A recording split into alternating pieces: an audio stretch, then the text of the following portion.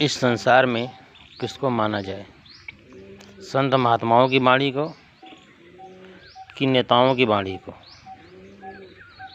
मुझे समझ में नहीं आता। पुराण की बात माने कि वेदों की बात माने, इंसान की बात माने कि देवताओं की बात माने।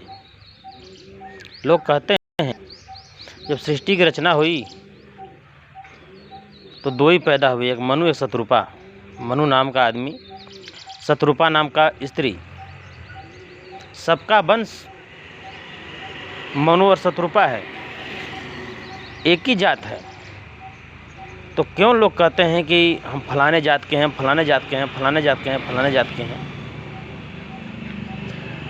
मुझे तो यही समझ में आता है, जाति कर्मों के अनुसार बनाई गई है। ना तो वेदों में कोई जात का वर्णन है, ना तो पुराणों में। कर्मों के अनुसार जात बनती है। परमात्मा ने दो ही जात बनाई, एक मनु एक शत्रुपा, एक नर एक नारी है। एक जात नारी है, दो ही जात से सृष्टि है। तो क्यों कहते हैं, कोई कहता हम अहीर हैं, हम राजभर हैं, हम पटेल हैं, हम क्षत्रिय हैं, हम रघुवंशी हैं, हम ब्राह्मण हैं, हम वैश्य हैं, हम क्षुद्र हैं। तमाम प्रकार के जातों का वर्णन होती है। यदि देखा जाए तो संसार में जितने भी पुराण हैं सब अलग अलग वर्णन किए हैं। जितने भी महात्माएं हैं सब अलग वर्णन किए हैं। तो किसका माना जाए? हम तो ही कहते हैं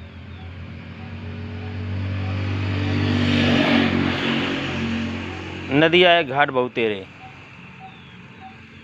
परमात्मा एक, कहा गया है ईश्वर एक जीव अविनाशी। इस संसार में परमात्मा एक है तो उसकी सृष्टि तो एक होगी। उसको क्या पड़ी थी कि हर जातों में बांटता? उन्होंने तो इंसान बनाया। हम यहाँ पर आने के बाद ऊंच और नीच, अच्छा बुरा के कटघरी में लोगों को खड़ा कर दिए। नेताओं ने